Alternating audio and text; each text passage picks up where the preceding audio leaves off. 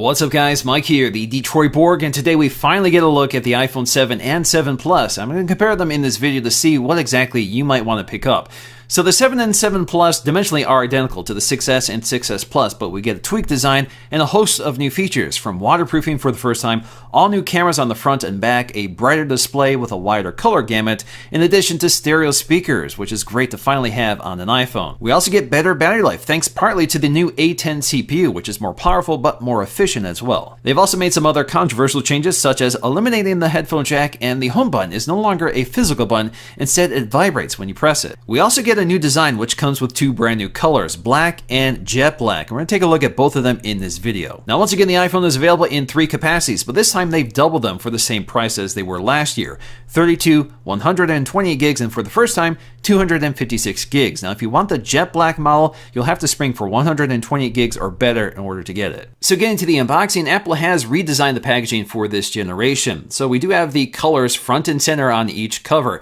But of course, if you get the jet black version, you're going to get a very distinctive black box to go with it. So it's a bit different than the rest of them. So of course, I have one of each color to show off so we can take a look at them side by side. So let's get started with the iPhone 7. Now the plastic surrounding the packaging is now much easier to take off. They actually give you a tab to pull it off. So previously you actually had to cut the plastic off, so they've made this a little simpler. So next up we can go ahead and lift up the lid, and the first thing you see here won't be the phone, it's actually the paperwork. So this is a little packet that pulls up, and once you get that out of the way you can see the phone. Inside we'll find some paperwork, including a quick start guide, which is a bit different than we've seen in previous generations, so it explains some of the features here. We also have the regulatory and warranty information, in addition to Apple stickers, which are now on this clear plastic sheet. And unfortunately, all these stickers are still white, so they're not color matched to the phone. So getting to the phone itself, it does have a little plastic tab along the bottom, so we can use this to pull it out of the box. So it's wrapped in plastic to keep it nice and protected, and we can go ahead and peel this off. And of course, that's the last time this phone is going to be this clean looking, especially with these black colors. Now next up, let's get to the accessories, which have been redesigned for this generation of iPhone. First up, we have something that hasn't changed, and that is the 5-watt power adapter,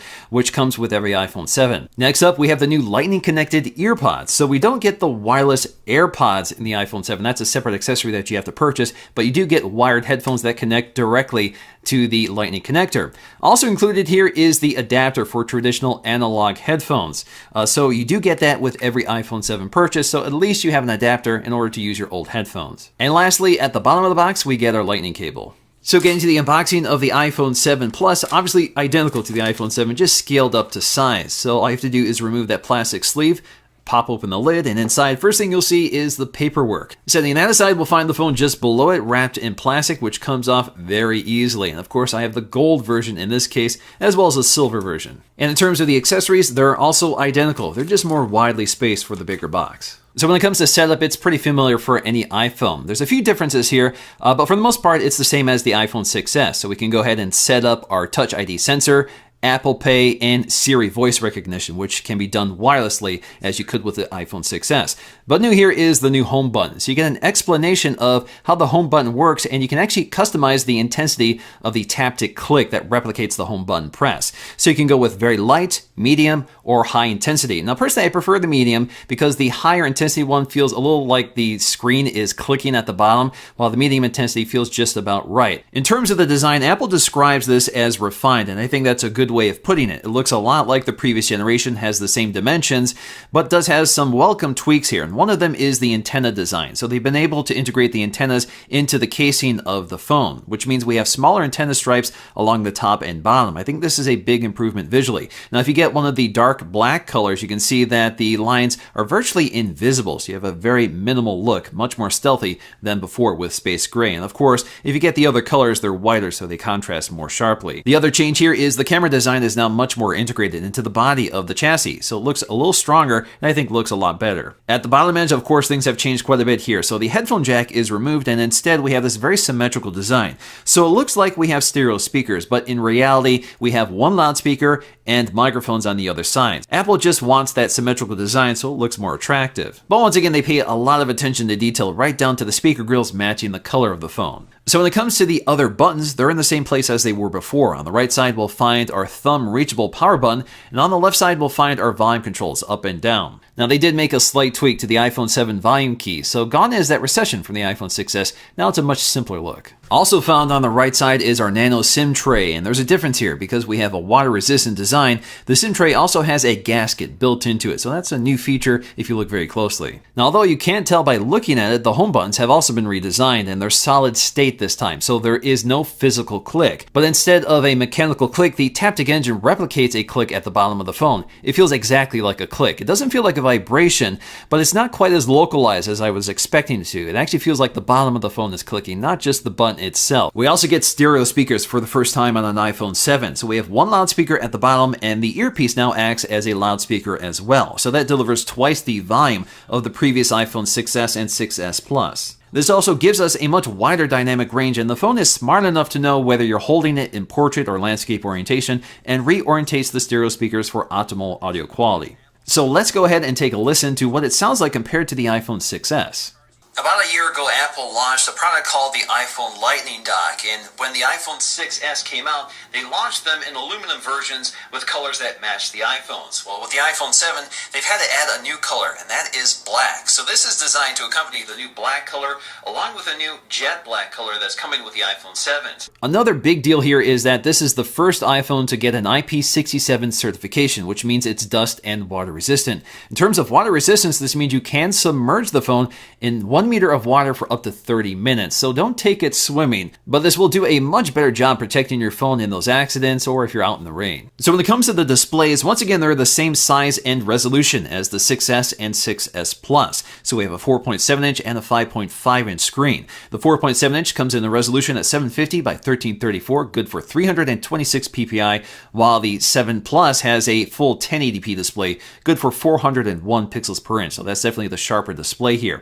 Both of them are once again LCD IPS panels with dual domain pixels, which delivers fantastic off-axis viewing, which also gives us very deep and dark contrast with bright, vivid colors. Now, speaking of brightness, both displays are 25% brighter than the previous model. The displays also pick up the same Cinema P3 spec of some of their Mac models, which means we have a much wider color gamut available for this phone. Now, this is great because it can also display the wider color gamut of the new camera system. Now, comparing the iPhone 7 to the 6S displays side by side, the thing that jumps out right away to me is that the 7 looks a lot warmer than the 6S. The 6S has a much cooler color temperature, but the iPhone 7 definitely has a wider color gamut, so it looks a lot more vibrant than the iPhone 6S. But in terms of brightness, at first glance, I don't really see the difference here, but there's definitely a big difference in color. We also get an all-new 7-megapixel FaceTime HD camera, which has an f2.2 aperture. It can finally record in 1080p HD video. Now, if you remember from the previous generation, that was a 5-megapixel sensor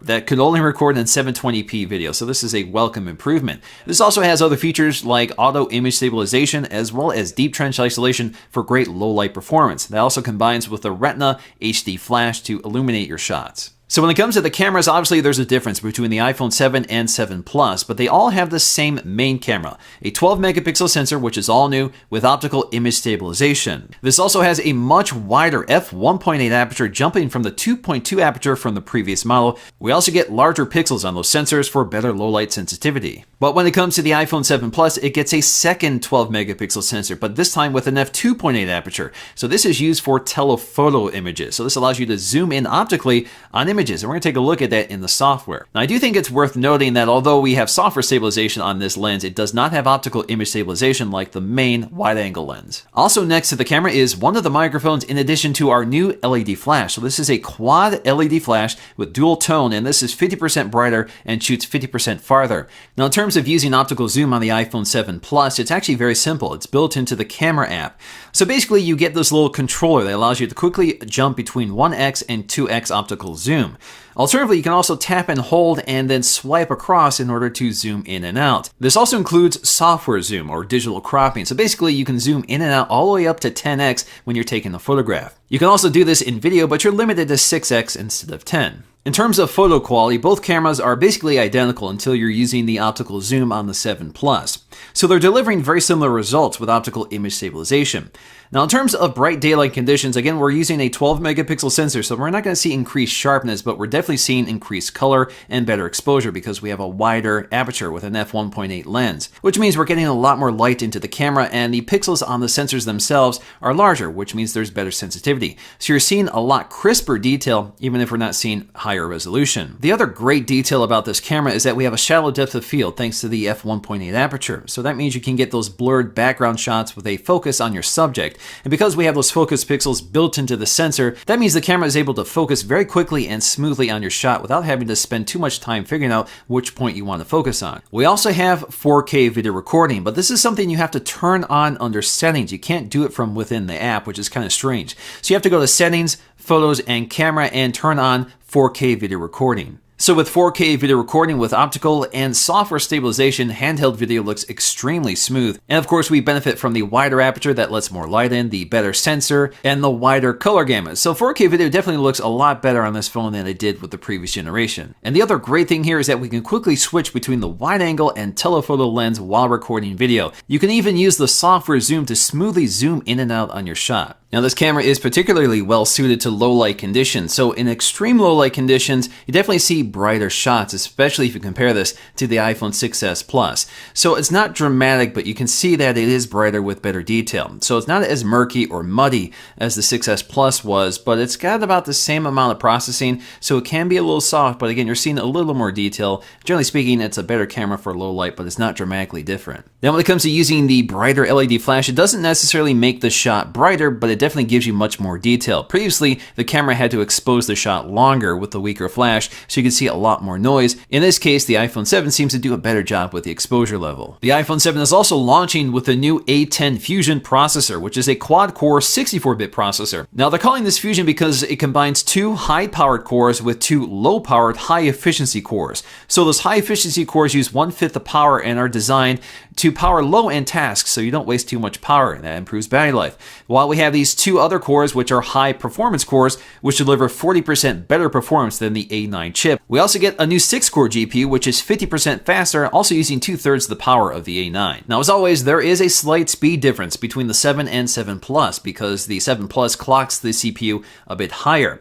But there's also another big difference, and that is RAM. So there are 2 gigs of RAM on the 7, 3 gigs of RAM on the 7 Plus. So you get a lot more room to work with on the 7 Plus over the 7. Regardless, if you take a look at our Geekbench scores and compare them to the previous generation, you can see a huge gain here. So this makes a very powerful phone even more powerful. So when it comes to battery life, in addition to more efficient processors, we also have larger batteries built into both devices. So Apple estimates that most users should see 1 to 2 hours of additional battery life over the 6s. iPhone 7 does add a few features to iOS 10 that's not available on the iPhone 6s. So for example, if you want to adjust the intensity of the vibration or click of the home button, there is a section for that under settings and under general, and you'll see the home button, and this basically allows you to pick a different intensity if you want. So if you don't set this up correctly when you set up the phone, at least it's there under settings. Also unique to the iPhone 7 is a section under sound and haptics, so that's just sounds on the iPhone 6s.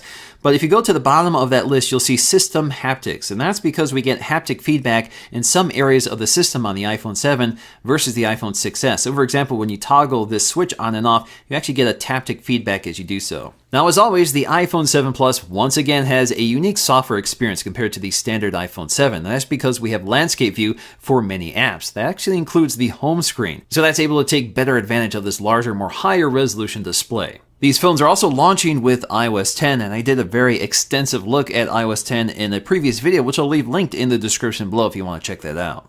So when it comes to these new black colors, they're much darker than the space gray that they're replacing. They're much more opaque, so it's going to be interesting to see how they age over time, but the matte black seems to be quite durable. Now the big standout here is jet black. So jet black has this near perfect gloss finish. It actually looks like one piece of glass. It's very reflective, and it's also prone to scratches. In fact, Apple warns that this is more prone to scratches, so you may want to put a case on this unless you want the weathered look. But when it's brand new, it looks like one piece of glass. In fact, it seamlessly bonds to the glass on the front for this really unique design. So it definitely stands out and makes the phone look like something completely different than you've seen up to this point. The only problem with these dark black colors is that they show a lot of fingerprints, certainly much more than space gray. So you may want to put a case on these unless you want to spend a lot of time cleaning them. So ultimately, in the end, the iPhone 7 really is a very polished product. It finally adds many of the features I think it's been lacking for a long time, such as waterproofing in particular. We also get fantastic cameras on both models, high-end processing power that makes the system extremely smooth and powerful, and excellent battery life that gets even better with this generation. Of course, this may not be perfect for everybody because it lacks a headphone jack, and some people want a sharper display than the one offered on the iPhone, especially the 4.7-inch iPhone 7, which definitely isn't as sharp as most flagship smartphones priced at this level. But in the end, I think this is a significant upgrade from the iPhone 6s and 6s Plus, and it's definitely worth considering as a replacement. Alright guys, hope you enjoyed this look at the iPhone 7 and 7 Plus. I do have the Apple Watches and some of the iPhone 7 accessories coming up, so stay tuned for that. And if you like this video, please give it a thumbs up to let me know, and I'll see you again in the next one.